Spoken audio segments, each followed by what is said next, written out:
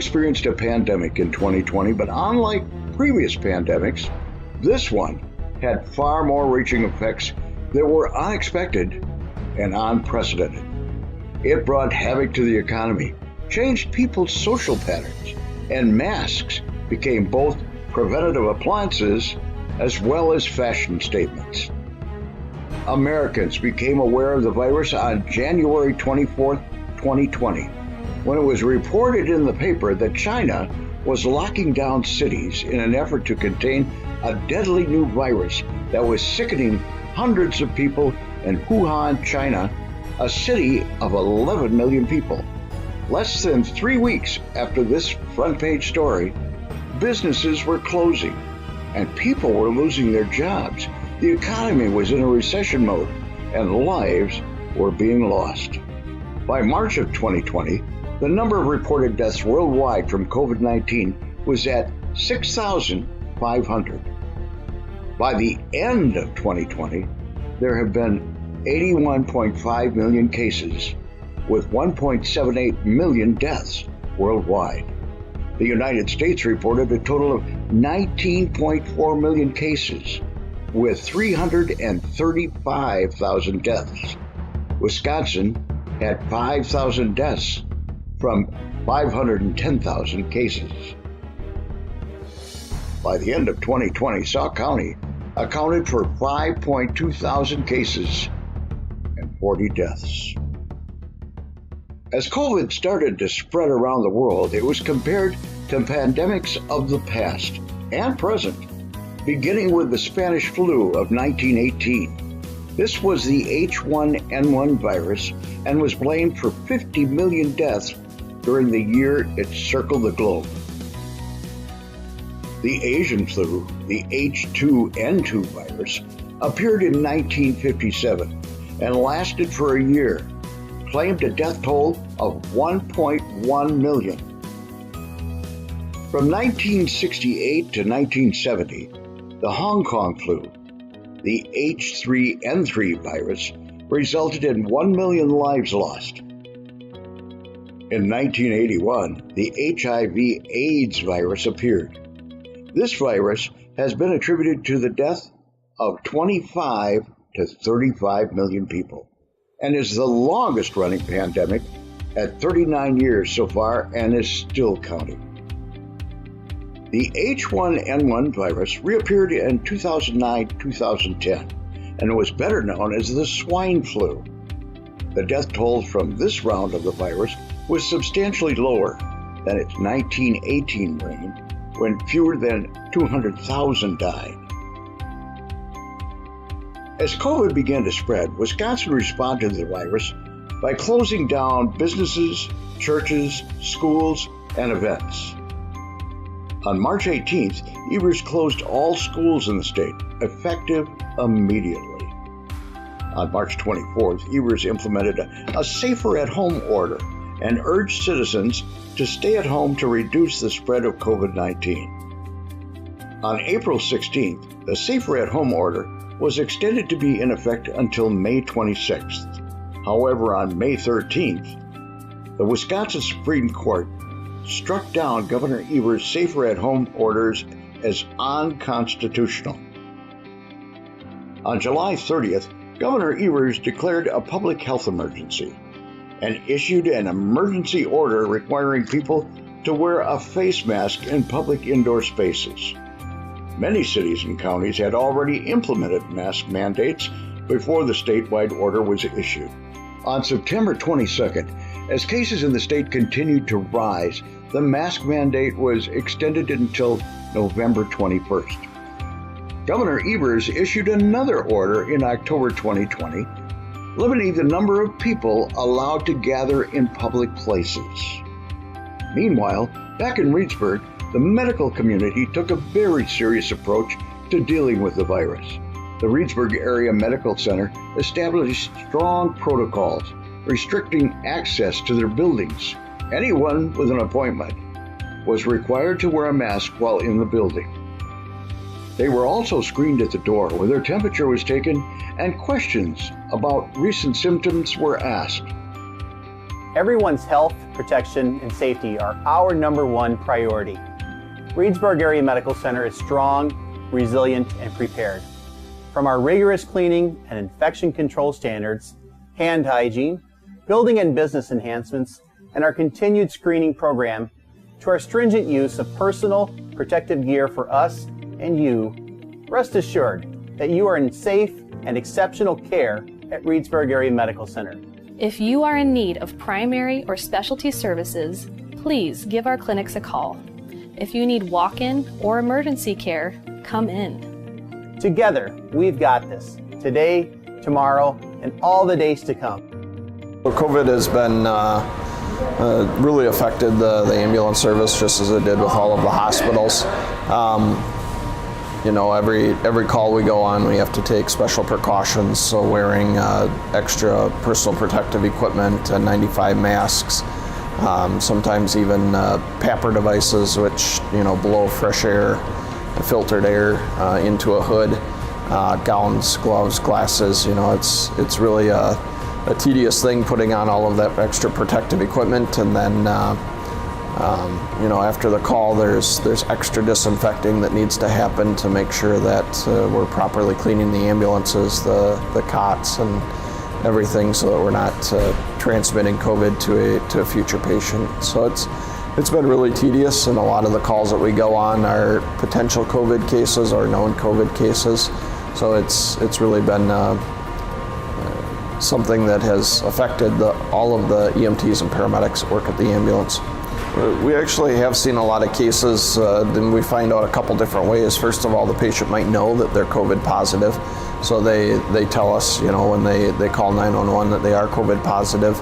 The other way we find out is after we get them to the hospital and the hospital does a test, they let us know that the patient was COVID positive, just to make sure that we were wearing the proper protective equipment. Since June, we have been doing COVID testing here at the ambulance garage for anybody who wants to get tested. So there's really no criteria, and we've been testing. It started out slow. It started out in 30s, 50s, 70s, and at the height of testing, we were over or close to 400 tests in one day, but we've been averaging right around 200 tests a day that we've been doing for the general public. We collect all the specimens here and send them out for testing, and we don't get any of the results here. All those results go back to the state and Sauk County Public Health for notification of the people who were tested. It can take 3 to 5 days. The person gets an email, but if they don't have email, they're contacted by public health to let them know the test results. Schools closed for most of the remaining school year. Virtual learning increased dramatically.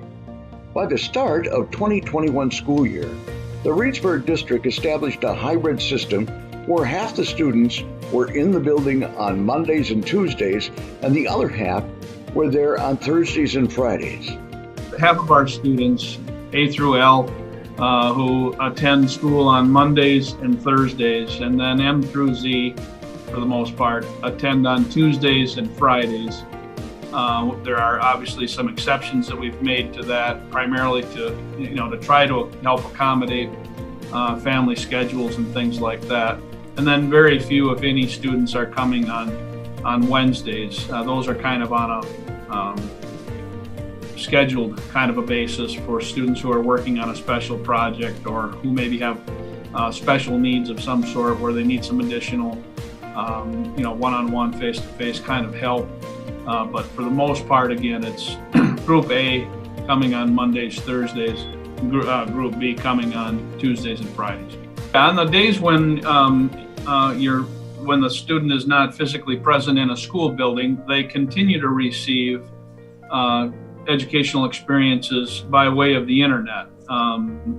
The teacher presents information to their class.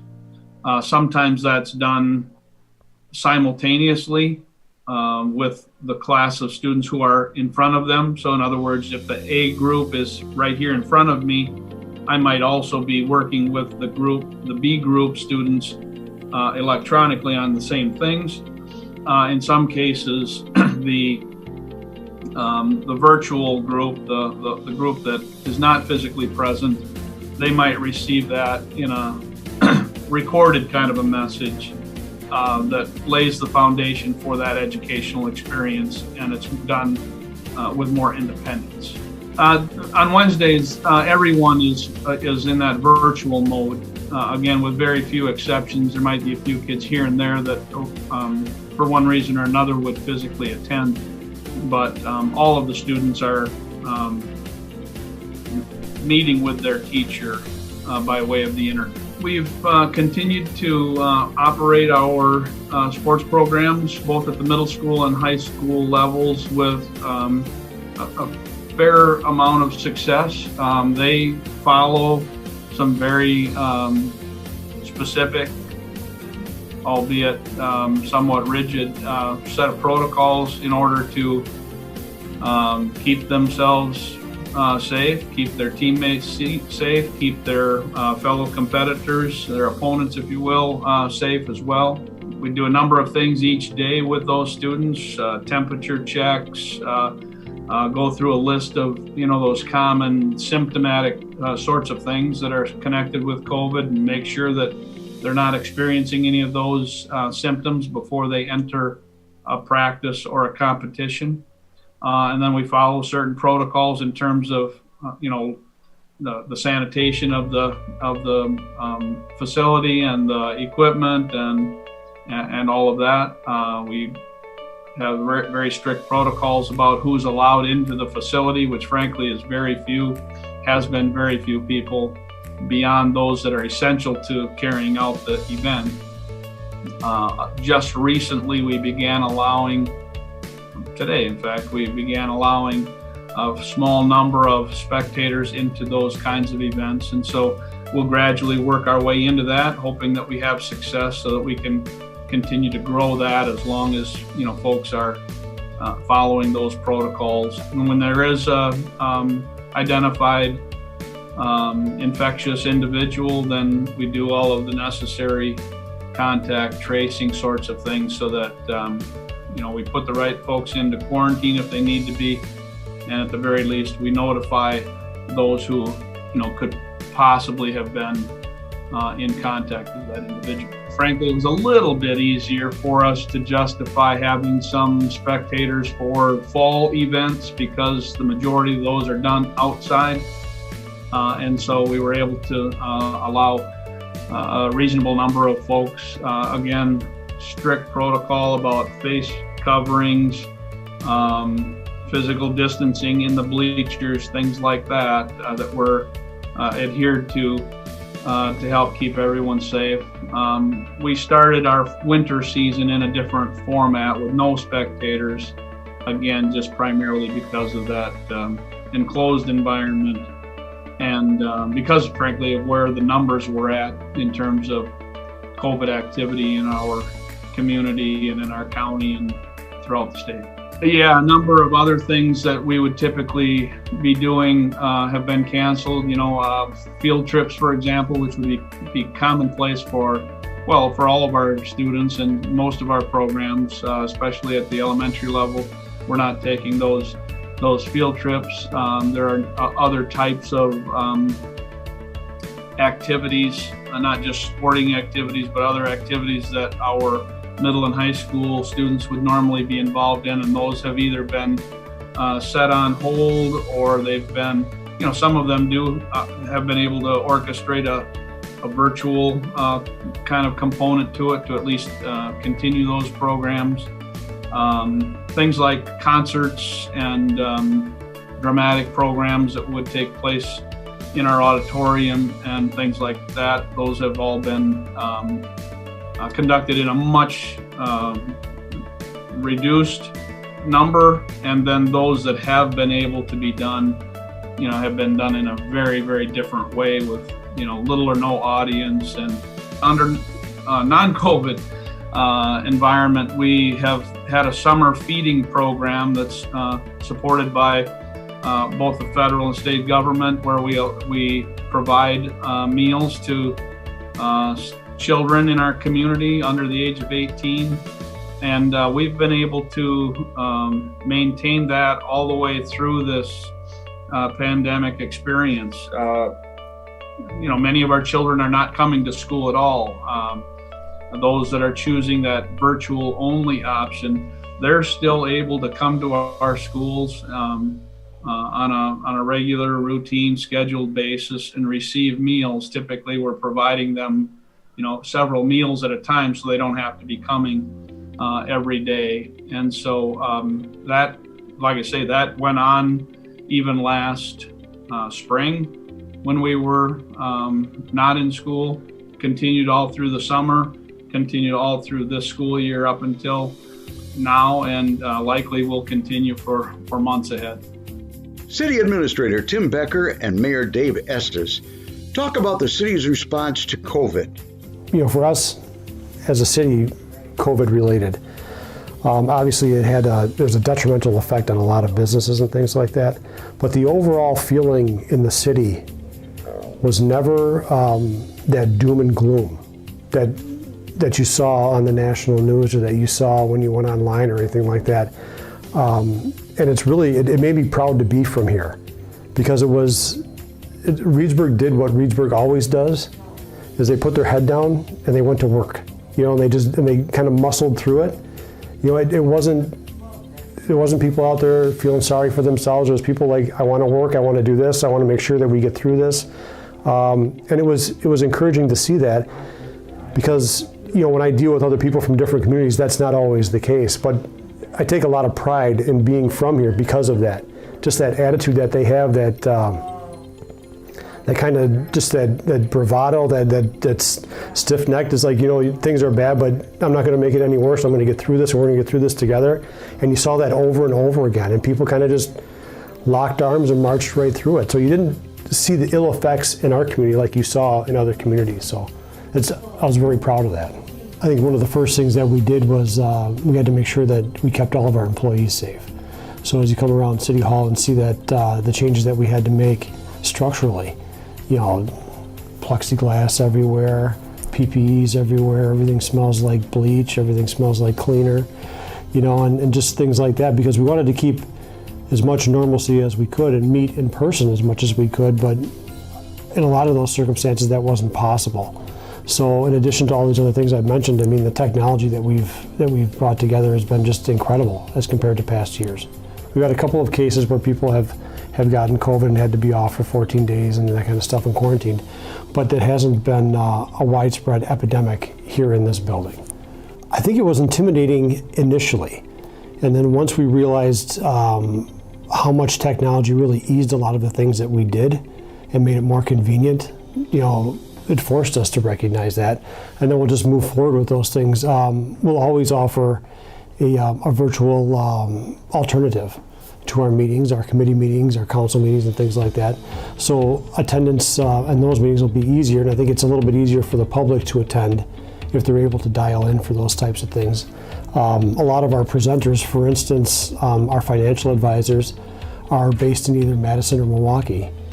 So we would normally have to pay those guys to come up here to make a presentation. Now they can just Zoom into our meetings, and our council chamber is outfitted appropriately to allow that kind of stuff to happen. So one of the things that we did almost immediately was, first we got all of our employees safe, and then we started to open up our parks as quickly as we could. They probably all opened up a month ahead of time that we normally would, because we recognize that people need things to do so they can get out of their houses, because they can't be with people. And I don't know if you drove around during the springtime and saw families out for walks and families out in our parks, in March and April, which you don't really see that very often other than organized events. So I think that was good. And that's something we'll continue to do, is to make sure that the amenities that we have in the city are open and available for people to take advantage of if they want to, if they feel safe enough to do that. We didn't want to be the ones that made the decision of closing things when there were people who were comfortable using them, even though some people weren't comfortable using them. So for instance, the city pool, we opened that and left that available for people who were comfortable enough to use that. We cleaned it and cleaned it and cleaned it, but if people weren't comfortable, they won't go. But if they were and they didn't, our pool was very popular. Matter of fact, we had people from neighboring cities that closed their pools that were coming to our pool just to have something to do. All of our construction projects were probably a little bit more than on track. The only one that's taking a little bit longer is the actual construction of our Public Works and Parks facility. And that's only because there was a supply line issue far down the line from us where we couldn't get the things that we needed to complete construction. So we're maybe a couple weeks late on that. But other than that, the decreased amount of use based on COVID allowed us to get into some areas and get our projects done a little bit quicker than we normally had to. North Dewey Road construction, that was a very large project, and that ended up only being 2 weeks late, and that was weather related. Yeah, Webb will put that splash pads, we'll start construction on that this year, and that's huge. I mean, that's a great amenity. I wish we had the money to put 5 of them around the city, because for me it's easy. There's no employees, there's no staff. The water turns on when someone goes to use it and then turns off when they leave. So it's really, I mean, it's a low drag out. It's just a lot of money up front, you know, and but once it's there, you know, and relatively very few moving parts. So the maintenance isn't terrible at all. It'll be great. I mean, it's going to be a huge draw, and that's one of my favorite things, is to see the kids out in the parks playing and stuff, and that'll just be a great thing to bring people to. So we have had some issues where, for instance, the theater on the east side, COVID had a huge effect on that project. Then there's a little delay in the supply chain, because that's, you know, the seats, the projectors, and all the things that are required for that. Those factories, they stopped working because everybody got sent home because they couldn't distance properly. They didn't have enough PPEs, so they ended up sending people home, and people got laid off. So none of those things were being made. And so construction got delayed almost a full year, and he anticipates breaking ground in the spring. The first thing we did early on to help businesses, because the first thing we worried about was small businesses in town losing out because you couldn't go anywhere, everything was locked down. The $5,000 program that we did for loans for small businesses, that if we gave them $5,000 interest-free through, I think it was the end of the year. And I think we did same thing with licensing as well. For liquor license, beverage license, we cut the price in half, I do believe, so that we could help them out wherever we could to help them save some money to put towards back in their pocket. Things have slowed down as far as the economic development in the city. Maybe not so much residential, but on the business side, but we've had a lot of prospects that are kind of on the back burner that are just waiting for the right time to pull the trigger, and we'll get back on track here pretty quick. We always do. Reedsburg does our own thing. We do it our own way, and it always works. Help each other out. We're a community that gives back and helps each other out when the time arises. And during the pandemic early on, and even now, the order out, takeout, people were sold out. You know, like all the different bars in town and all the different establishments that sold food on a Friday night, or they adapted to selling food on a Friday night. I'm thinking like the Badger Bar, for example. They started really getting a lot of business doing takeout on Friday night for fish, and Saturday nights. You have to adapt the way you can. That's Reedsburg's mentality all around. You adapt to what the conditions are and do your thing. When this started, we basically changed overnight how we had to do our operations. Our staff, is key here. We had to make sure that we're protecting our staff. They need to show up to do their job. If they're homesick with COVID, they're not able to do their job protecting and serving the community. So it's very important that we provide masks, keep our facility clean, our squads clean, keep them sanitized. So we had to make sure we're getting all the equipment, whether it be cleaning wipes, soap, disinfectants, all that stuff, masks, gloves, and obviously everyone wanted to get those materials all at once, which made it difficult to get some of those materials, but our city staff did a good job making sure that we got those materials and those resources to do that. As far as some of the procedures that changed, we did a lot of over the phone contacts with people, where typically we'd meet in person with them, just to avoid that in contact with people, to help stop the spread of COVID and to do our part as well. While cases initially went down during that time period, we were assisting the Sauk County Health Department in spreading the word and spreading knowledge and awareness of COVID, what to do to help prevent the spread of it and whatnot. So a lot of those, efforts that we, on our part, weren't really tracked in cases, but it was definitely something that we're taking part in to try to help out the community and help out the South County Health Department with that knowledge and spreading that awareness. Anyone we have, whether it's in our booking and processing area, if we have to do an interview with someone, we'd be having a mask for them as well, just to take that extra step to protect our staff and to protect those people that we had contact with as well. Most people were pretty responsive to the fact that we were trying to help them, and they understood that we were just doing our job as well. There was a lot of hostility in the public all across the country on this side or that side of wearing a mask or doing this or doing that. But for the most part, with the people we had contact with, they were pretty understanding with us and realized we're just doing our job. Typically, an officer would have to go over to Baraboo, to the courthouse, to either have a preliminary hearing or motion hearing or whatnot. A lot of that turned into Zoom meetings or video conference calls. So that was a big change and something that we still are doing to this day and may continue to do more often. From our end, that's a 30-minute drive to Baraboo there and then 30 minutes back. So the staff, that's less drive time for them, and they're still able to do what they need to do as far as getting that testifying in for the court. But there's definitely a change in that with the court proceedings. That kind of ties into trainings as well. We do a lot of trainings throughout the year with our staff to make sure that we're keeping up with the standards that are out there in law enforcement, and a lot of those trainings got canceled, so a lot of those trainings moved to either a virtual format or just like a recorded video where you watch it here. So that changed as well, and I could see that being something that lasts into the future as well. And we do have municipal court here in town as well, so we have municipal court and state court. Everything over in Baraboo would be the state court with the bigger charges, where in municipal court we have the smaller charges, whether it be like a speeding ticket or whatnot, or just like a disorderly conduct that doesn't reach a level of taking someone to jail. Those proceedings we did have in person. We set up some pretty strict social distancing, sanitizing, and to take those precautions for people and for the staff as well. So those proceedings were done in person on the initial court appearances, but everything with Baraboo at the state court was pretty much moved to video. We have had a number of services that we had to alter or even suspend temporarily. Our reception lobby handles a lot of license plate and vehicle registration. And for a while we had our lobby closed down just to help prevent the spread of COVID when it was first coming out, when we're trying to learn and everything that was involved in it. We've since, again, created procedures to help that with the distancing and wiping everything down and trying to limit our hand-to-hand exchange of items as much as possible. So that has been something that has been altered, and we'd like to get back to normal as soon as possible, just because that interaction with the citizens is very important to us.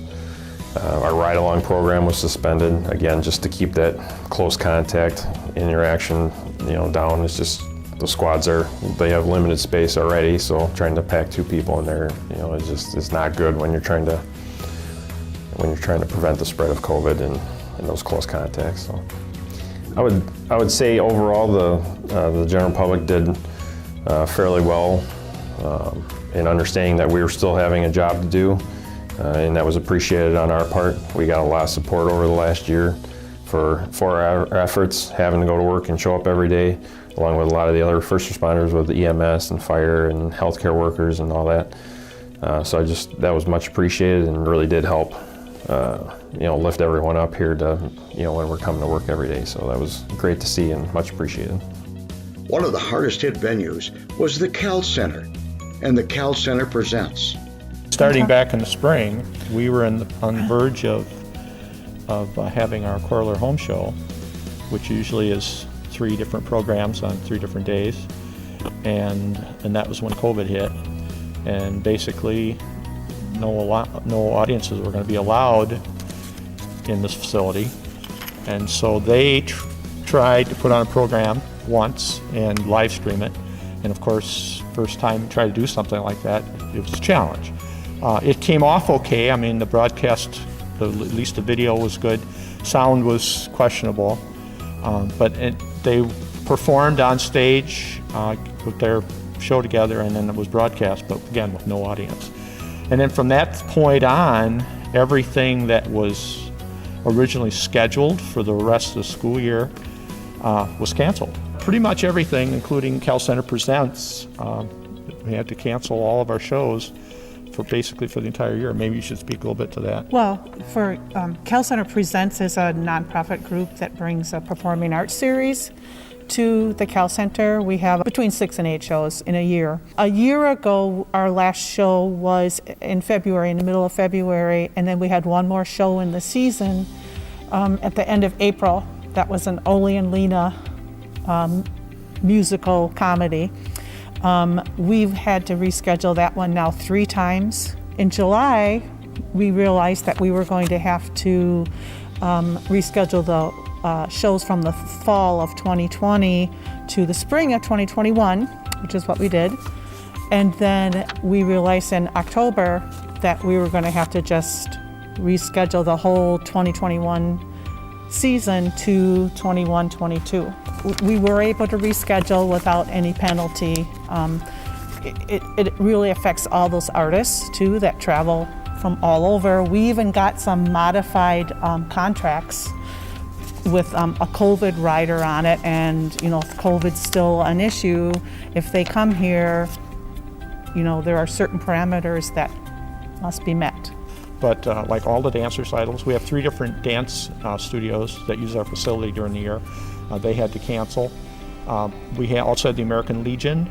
They typically bring in Molly B and Maggie May every year, and that's one of their big fundraisers every year. And obviously they had to cancel not only last spring, but typically Molly B comes in and does a Christmas program here in December and brings her whole family in, and I mean, it's huge. They have 2 or 3 shows, and they typically sell out.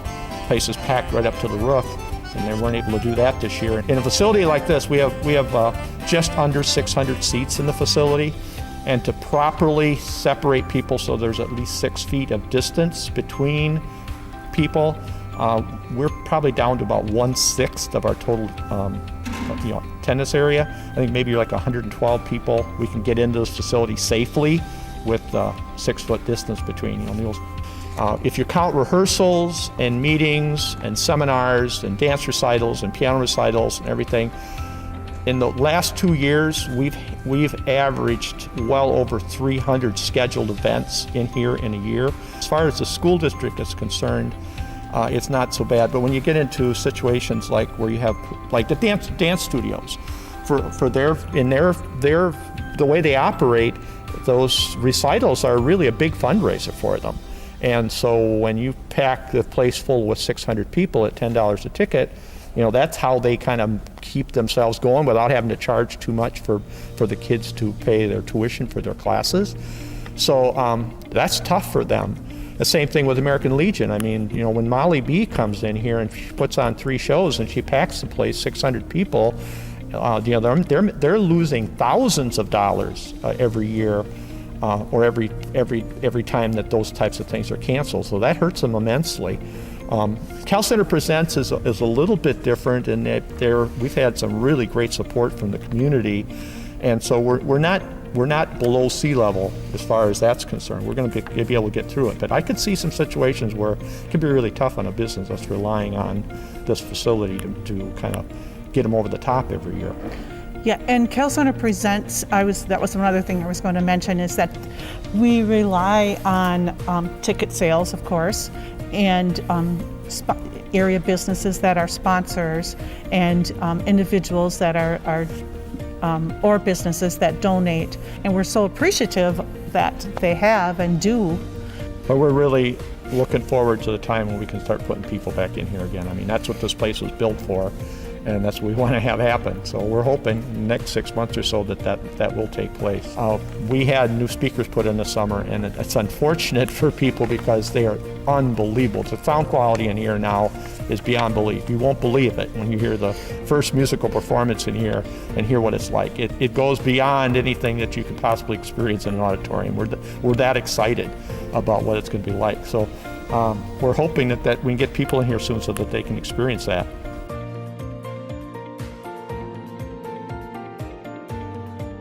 The first effect on us was that we had to, even though we were cast and in rehearsals for our spring play in the spring of 2020, which was scheduled for mid-April, and we ended up having to cancel the production. Reedsburg Area High School Drama Club is the current host organization for the Junior Players Summer Theater Program. And that's a program that's open to elementary to through middle school age students as the performers, and then high schoolers are the technicians and assistants with that. And we had a production ready to go. We were going to do Addams Family, and that production we had to cancel that. Mr. Hirschleb and I discovered a script that was called The Monologue Show, that was basically all monologues. We were actually able to put on three performances of it, and parents of the students, of the performers and cast and crew only, and we limited our house to 125 seated. Eating out took a whole new meaning and may have changed forever. You know, the fast food restaurants, they're probably doing better than they were a year ago. We're designed for people to come in here and be waited on, and the ambiance. My wife does a great job decorating in here, and that's our restaurant, that's our niche. And I've always felt we got to stick with what we do. We'll box it up, we'll send it to go. We'll focus on carry out and what we can do to make that part of our business better. But we're not ready to change and become a fast food restaurant and a drive-through, and it's just not what we're here for. And right now we've got enough sales to not have to be thinking that. March 16th we were taken down to 50% occupancy. And the stock market just tanked that day, so I think people were fearful. Hearing the governor say 50% occupancy in restaurants, and that's when people got scared. And then it was the following day on the 17th, St. Patrick's Day, that by 5 o'clock we were carry out only. We had, and of course this formerly being an Irish pub for its first life. Back in 2005 to 2010, that's one of our biggest nights of the year is St. Patrick's Day, and at 5 o'clock we had to literally kick everybody out of the restaurant on that day, and it hasn't gotten much better since. Half of our food sales now are carry out. We just do it, walk up to the bar, pay and pick up right at the bar, and you're out front door again. The servers are the ones that are taking the biggest hit. The restaurant, of course, is with sales being down, but cooks, we're able to maintain our full kitchen staff because we're still serving food, carry out or dine in. The tip positions, the servers, the bartenders, they're the employees that are taking the biggest hit because there's not a dine-in crowd anymore.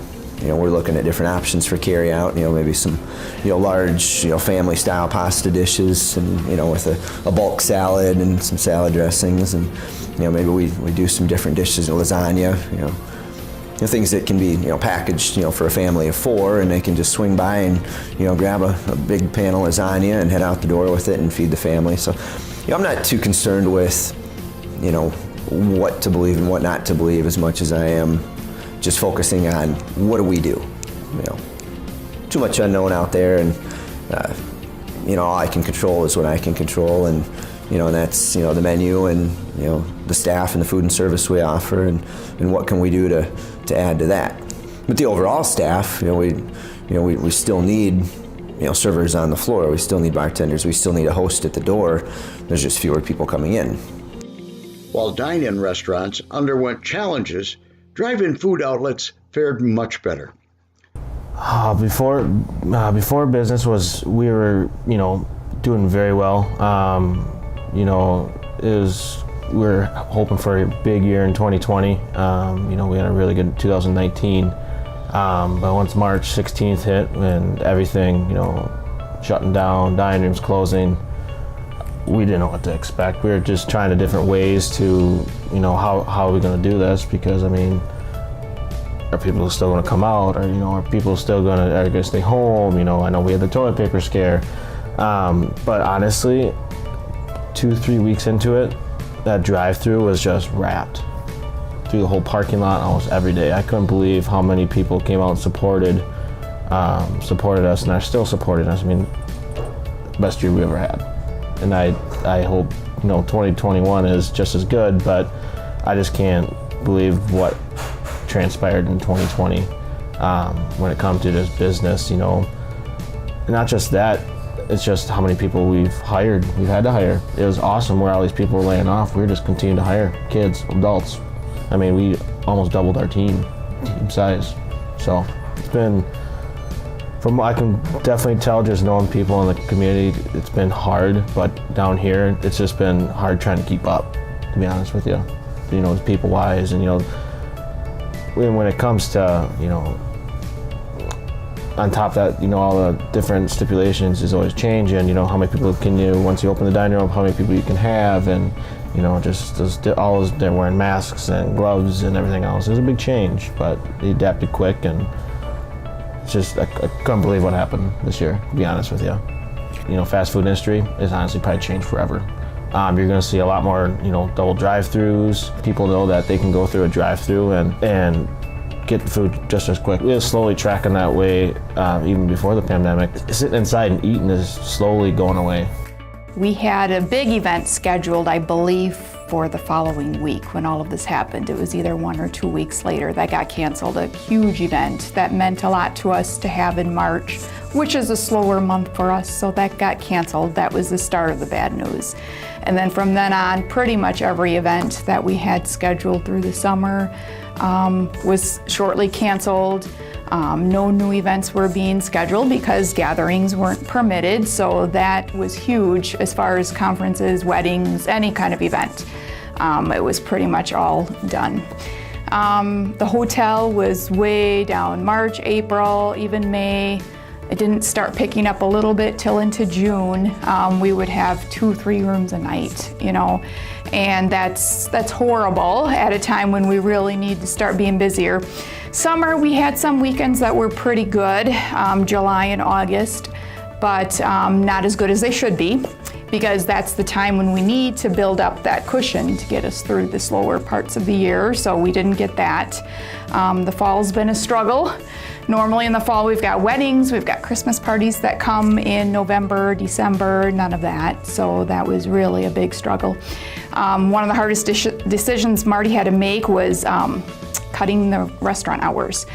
We were open 7 days a week, but business being down so much, trying to cut payroll, trying to cut expenses wherever we could, we had to close down Sunday nights and all day on Mondays, something we've never ever done before. So that was a tough decision, it really was. We've also had to cut some payroll at the hotel, employees that have worked there a long time, losing hours, and it's really been a struggle for everybody.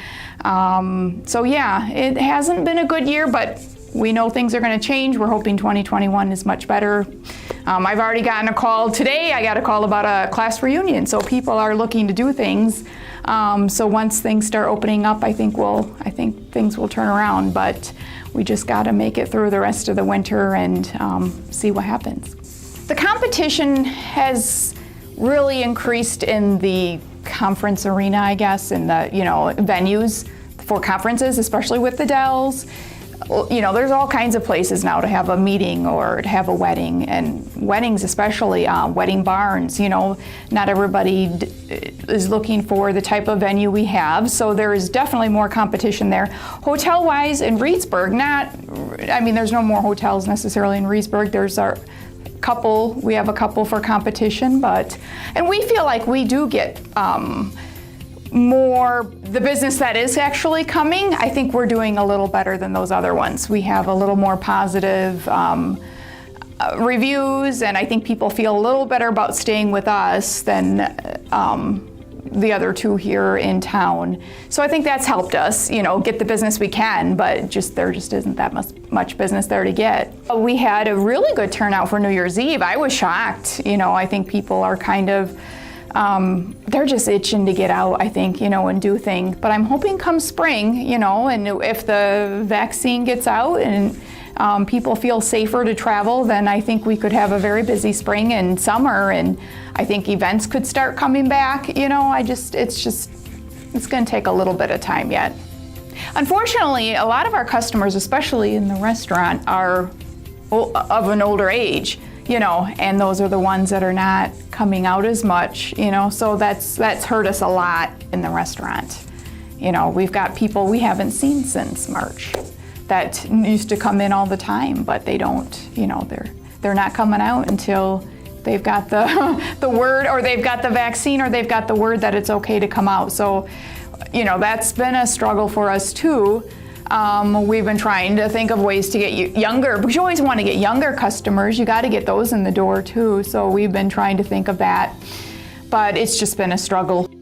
While the hospitality industry has taken a big hit, not all businesses have suffered as much. Some have even prospered beyond expectations, such as real estate. It was really an interesting dynamic because we have an aspect of our economy that's struggling mightily.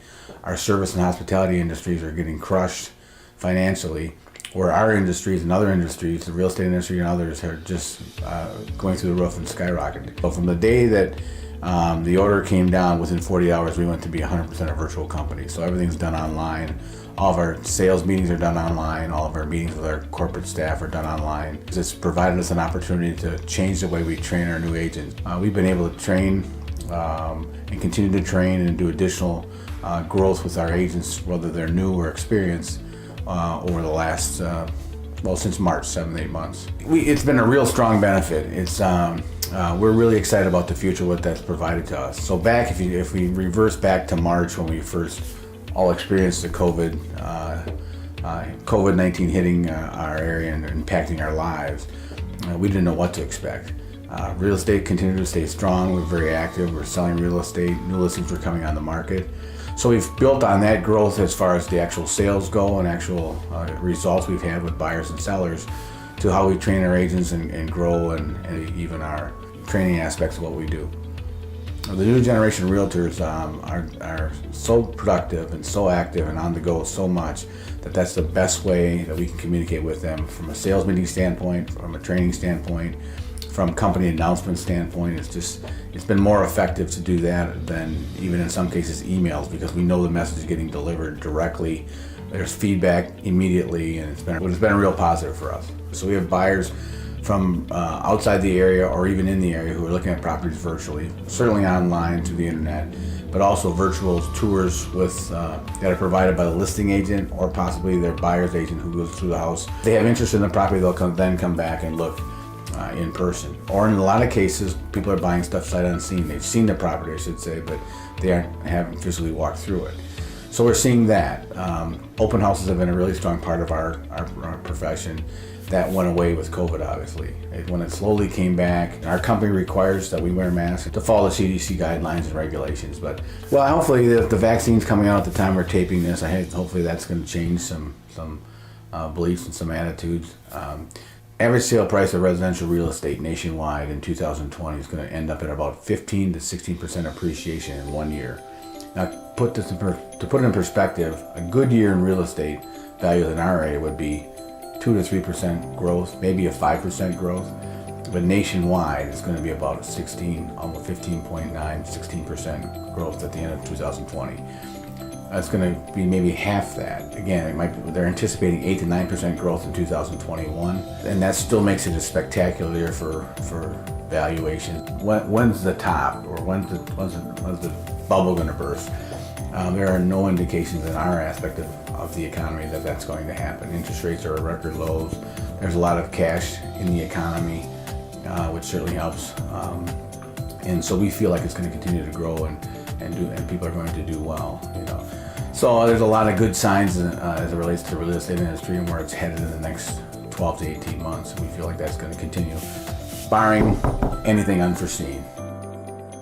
Within the first 3 weeks, we lost 15% of our normal volume. Probably over the next 3 to 4 weeks, we lost another 15%. So we were doing 70% of the volume. What we did is we took the first quarter of the driver's earnings and we averaged it, what they averaged per week.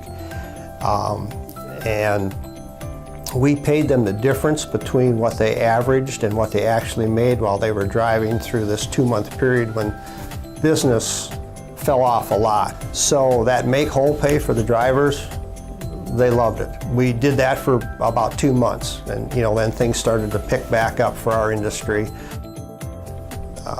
The bounce back was a very sharp V-curve. I certainly wouldn't have predicted that even in July.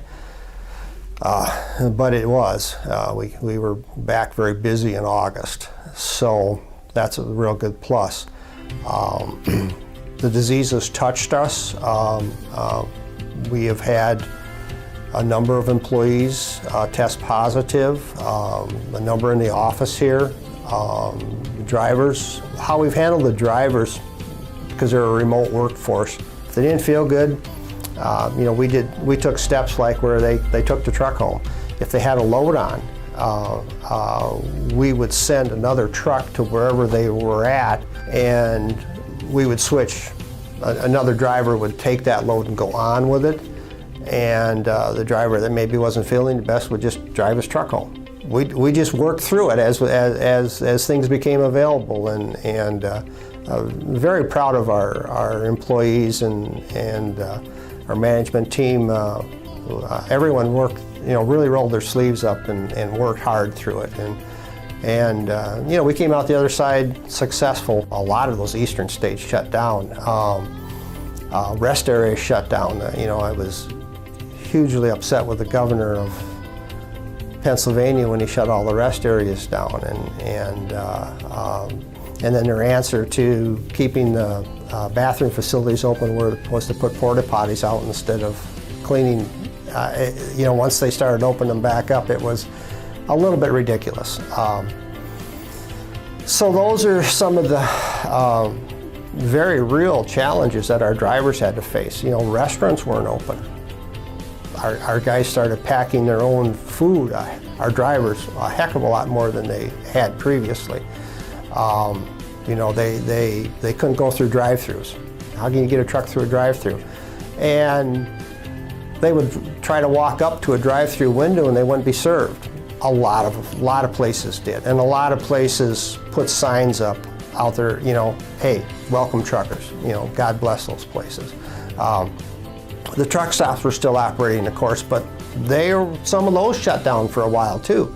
If they had an outbreak, a kind of a concentrated outbreak, it was a lot of work, a lot of extra work. And again, I'm proud of everyone here at Skinner Transfer, and it was. I guess I was pretty darn proud that. I think I was running the show. I'm not sure if I was or not. Sometimes the show runs you, but good team. We have really good employees, and it's a good team.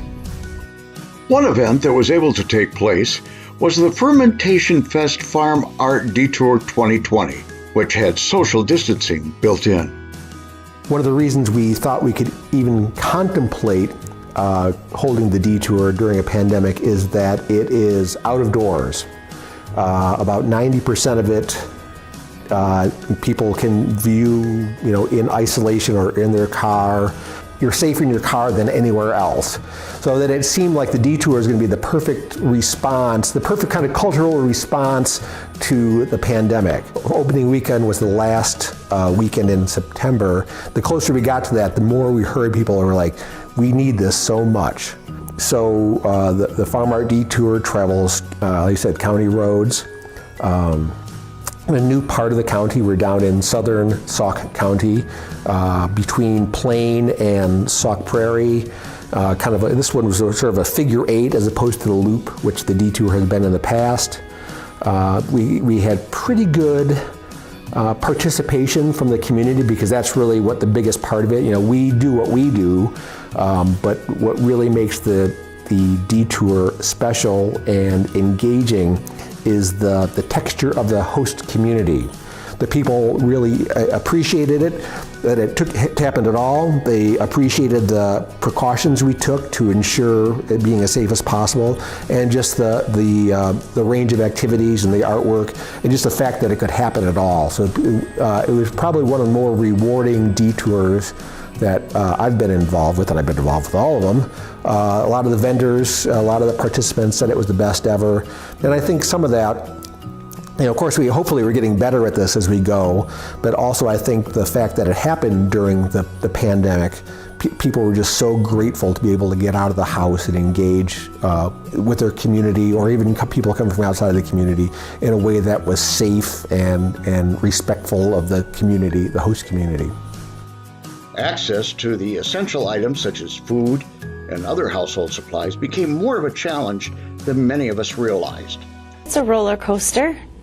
One day, you're busy. We were busy because everyone's thinking they're going to be locked down for 2 weeks, so we're getting slammed as far as sales-wise and customers, and you're trying to keep it clean.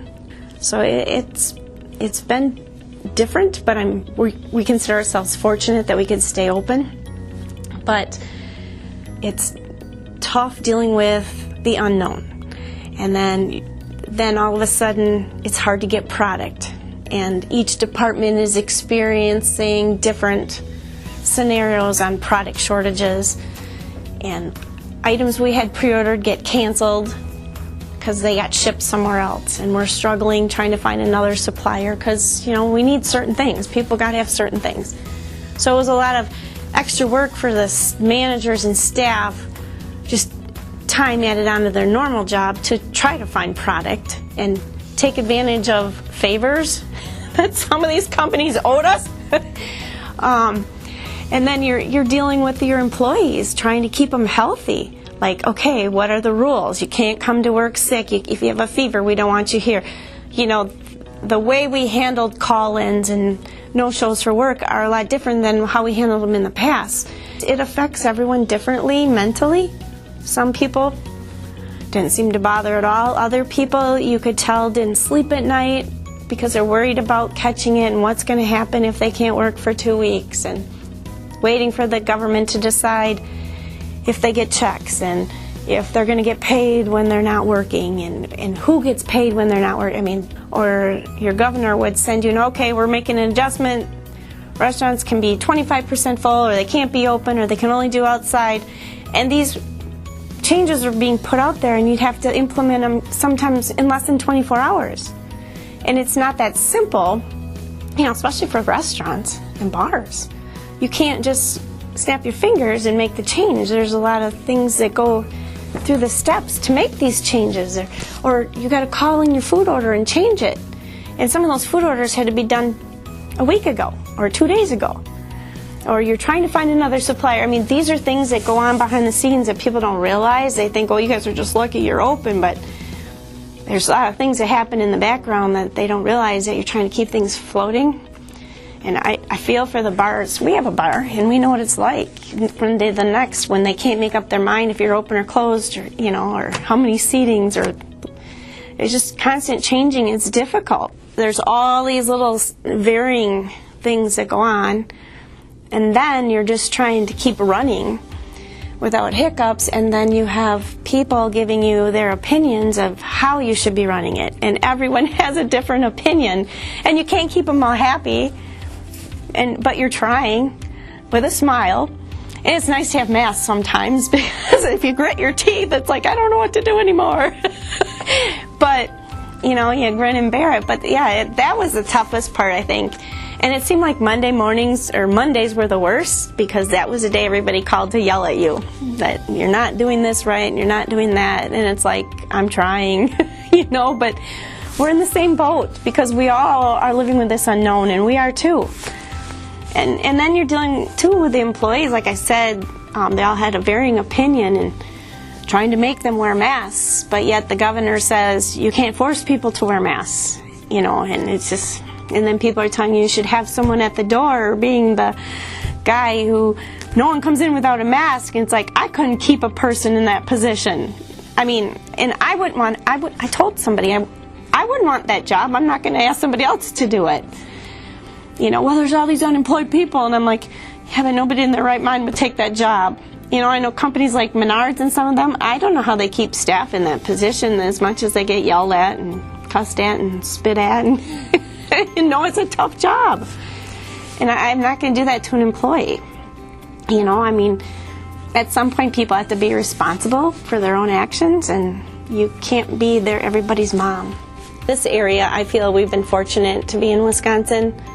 You know, instead of being in New York or California, I can't imagine what those people go through or what they're still going through, and losing businesses and their livelihood. I wouldn't want to be in that position. So we consider ourselves very fortunate and that we've been able to stay open and operate. 2020 ended with the introduction of the first vaccine. High-risk groups such as elderly people living in assisted living communities have been given priority for the vaccinations, as have healthcare workers. Worldwide, it is expected to take as long as 2 years before vaccines are available everywhere. This time period may stretch out further as new strains of COVID-19 have surfaced, suggesting that current vaccines may not be effective against these new strains and might require new vaccines to be developed. As you have seen, Reedsburg and its residents are ready and willing to take on whatever comes down the line.